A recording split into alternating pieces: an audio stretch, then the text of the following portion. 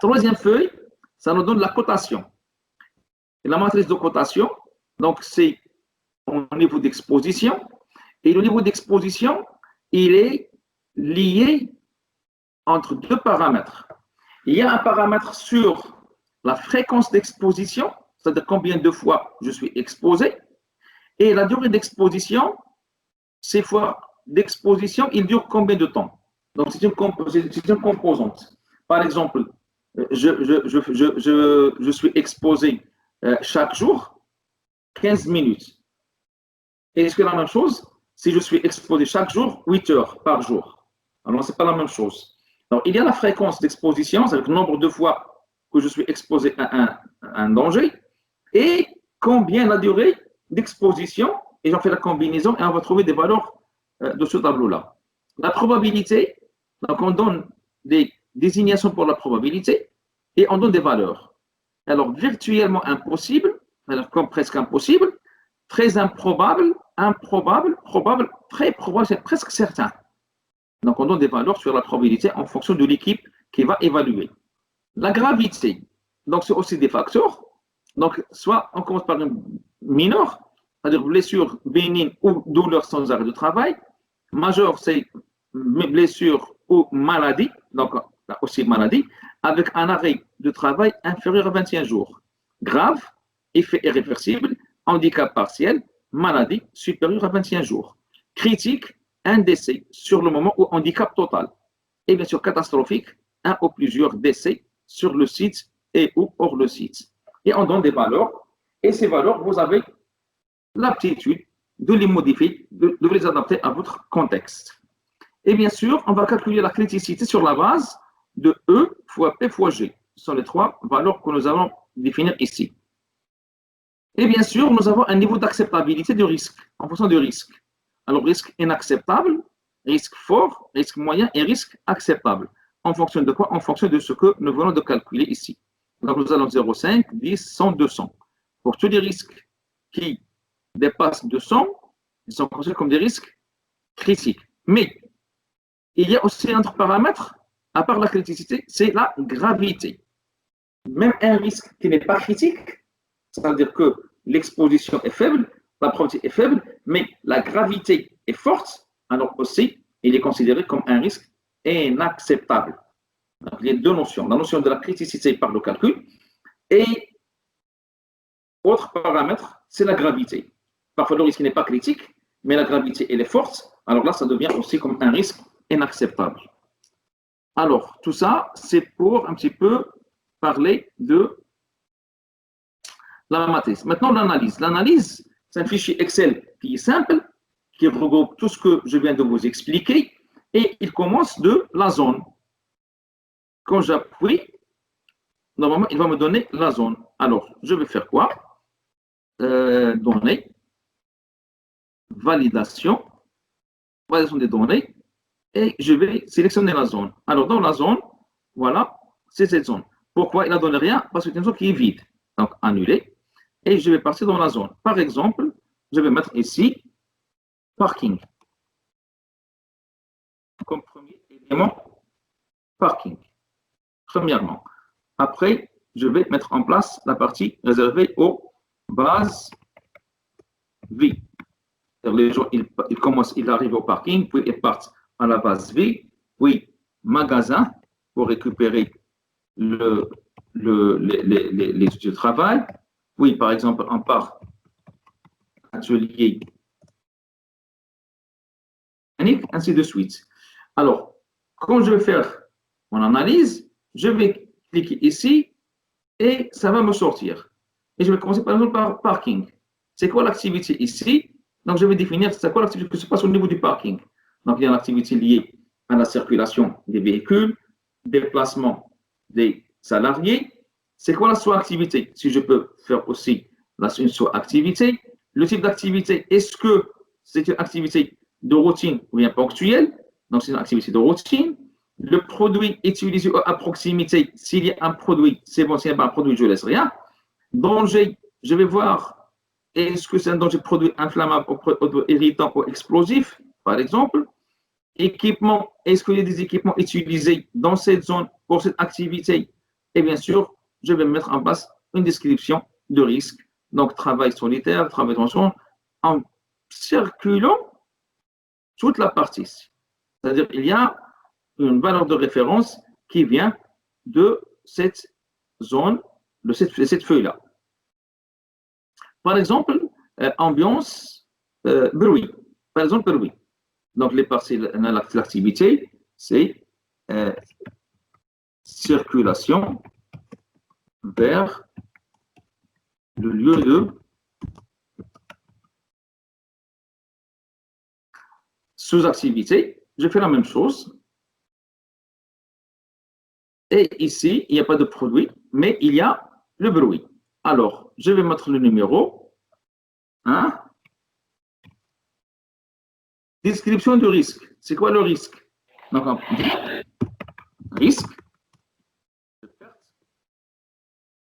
d'acuité, je ne sais pas que ça c'est comme ça là, non, d'acuité auditive.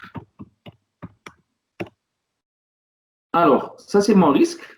Je vais faire quoi? Je vais passer à préjudice corporel. Ça décrit le risque. Et qu'est-ce que ça peut générer? Alors, ça peut générer ici un risque qui soit, disons, mineur, majeur, grave, critique ou catastrophique. Donc, on est dans un risque mineur. En voilà l'exposition. Combien de temps on est exposé? Je vais faire quoi? Je vais passer à mon tableau de cotation. Et je vais voir ça ici. Donc, c'est l'activité, elle est exposée à inférieur à 1 heure, parce que ce n'est pas suffisamment de temps, c'est inférieur à 1 heure. Et ça, il le fait continuellement. C'est-à-dire plus que 2 fois par jour. Il passe de ce côté-là. Donc, je suis dans cette ligne et je suis dans cette ligne. Donc, c'est une valeur qui sera de 6. Donc, dans mon analyse, je vais mettre en place ici, je vais cliquer et je vais choisir ces 6. La probabilité, est-ce que c'est 1, 3, 5, 8 ou 10? Qu'est-ce que je vais faire? Ici, je clique ici, je positionne la souris ici. Donc, je vais m'avoir une explication sur le message. Alors, virtuellement impossible, très improbable, improbable, probable, très probable. Alors, qui va me donner une information sur ça? C'est le niveau de bruit. Est-ce qu'effectivement, il y a un niveau de bruit important? Je ne sais pas. Qu'est-ce qu'il faut faire? Il faut passer à une mesure.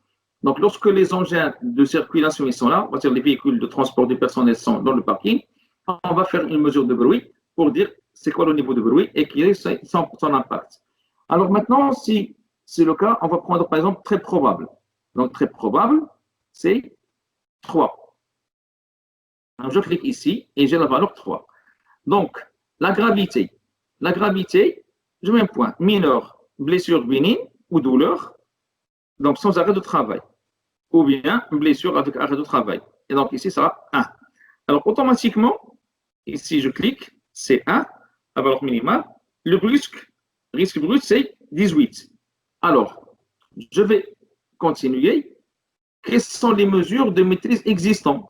Et je vais voir sur la liste de référence. Qu'est-ce que j'ai? Et là, parfois, c'était les choses. Parfois, qu'est-ce qu'on fait? On met des numéros. 1, 2, 3, 4, 5, 6, c'est tout ça. Et dans l'analyse des risques, on met les numéros. C'est-à-dire qu'il y a suffisamment d'informations. Les mesures techniques, les mesures humaines. Donc, il faut noter ici, noter ici, noter ici. Et de préférence, soit des numéros si le nombre est important, soit écrire. Et bien sûr, après, vous allez faire quoi? Le risque résiduel. Et on va faire une évaluation de la gravité, de l'exposition, quels sont les effectifs, ainsi de suite, pour terminer le fichier. Et après, on va voir le calcul du risque résiduel qui va passer ici. Et après, on va ajouter les actions. Quelles sont les actions à mettre en œuvre? Action organisationnelle, action technique, action humaine, le responsable, le délai et bien sûr, c'est aussi important. Une fois que j'ai mis ça, donc j'ai un dossier qui va me permettre de mieux gérer mes risques et mes dangers et mes risques. Sinon, je serai incapable de savoir les types de dangers et de risques que j'ai. Je serai incapable de voir comment je peux améliorer les performances en matière de santé et sécurité au travail. Est-ce que c'est clair? Alors, Maintenant, dans ce tableau-là, il y a une grande partie qui est préparée. Mais la norme en elle-même, elle est générique. Ça peut être adapté à n'importe quel type d'activité, à n'importe quel type de secteur et à n'importe quel type de taille. Le fichier Excel, c'est aussi générique. Donc, vous avez le choix de modifier, d'ajouter certains paramètres, d'enlever certains paramètres. L'essentiel, c'est que ce fichier soit, vous voulez l'adapter à votre activité. Mais toujours réaliser l'évaluation pour le risque brut. Et lorsqu'on parle de risque brut, on ne parle pas de moyens de maîtrise. C'est comme s'il n'y a pas de moyens de maîtrise. Il n'y a aucune formation, il n'y a aucun contrôle, il n'y a aucun suivi, aucune surveillance. Il n'y a pas de personne, il n'y a ni politique, il n'y a rien du tout. Pour avoir le vrai risque, la cotation réelle du risque. Et après, vous allez mettre en place les moyens de maîtrise qui existent et vous allez revoir votre gravité et votre exposition. Et bien sûr, l'effectif des personnes qui sont concernées par ce risque. Et après, vous allez faire une deuxième évolution, c'est-à-dire le risque résiduel, l'historique, est-ce qu'il y a des problèmes qui ont eu lieu, et aussi compléter la partie projet d'occurrence. Et ici, vous allez avoir le risque brut, qui est le produit. Donc, c'est le produit, donc c'est plus la valeur de la gravité multipliée par l'exposition et multipliée par la projet d'occurrence. Et vous avez votre niveau de risque. C'est par exemple ici, j'étais à 3, et ici je mets en place des actions qui vont me ramener le niveau à une valeur de 4. L'effectif, donc c'est par exemple 5 personnes, ça ne pose aucun problème. L'historique, donc il y a des accidents qui sont survenus derrière moi ou chez les autres, la probabilité c'est, j'avais 3, donc ça va rester la même, par exemple 3. Et là, je vais avoir mon niveau de risque. Pardon, donc le risque brut, donc c'est le produit. Pardon, c'est la gravité, je n'ai pas modifié la gravité. Alors la gravité ici, il y avait 1, donc soi-disant il reste 1, c'est la valeur minimale. Donc mon risque brut, il sera de 12. Donc elle est passée de 18 à 12 en tenant compte des moyens de maîtrise existants que j'ai un petit peu voir si effectivement ils sont là ou ils ne sont pas là. Et bien sûr, la maîtrise opérationnelle, c'est une évaluation par rapport à ce que je dispose ici. C'est-à-dire le moyen de maîtrise existant. Et je vais voir combien d'actions j'ai par rapport au total. C'est par exemple, ici dans le total, j'ai par exemple 20 actions de maîtrise que je juge pour mon système. Et parmi les 20 actions, je dois faire uniquement 2 actions, 3 actions. Donc, je vais faire un prorata et je vais mentionner la valeur sur la maîtrise opérationnelle pour un petit peu évaluer où est-ce que je suis. Et après, je vais faire le risque résiduel. Le risque résiduel, c'est le risque brut que j'ai identifié, que j'ai calculé. Et dans ce risque brut, je vais soit réduire la valeur venant du risque de maîtrise opérationnelle, ou bien je peux même diviser par la valeur de risque opérationnel. Et ça dépend d'un paramètre important, c'est le niveau de maîtrise. Pourquoi? Parfois, on ne trouve que 4 ou 3 éléments qui existent au niveau de la maîtrise. Les EPI, la formation, la sensibilisation.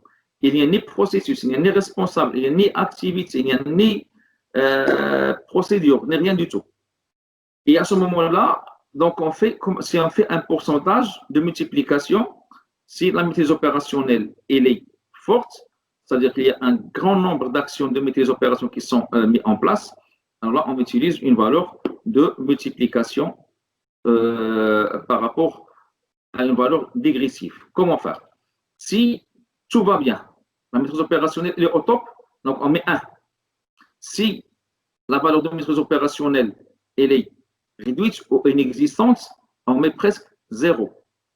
C'est-à-dire que le risque, il sera, on ne va rien déduire de la valeur de risque, et ce qui va laisser le risque brut tel qu'il est.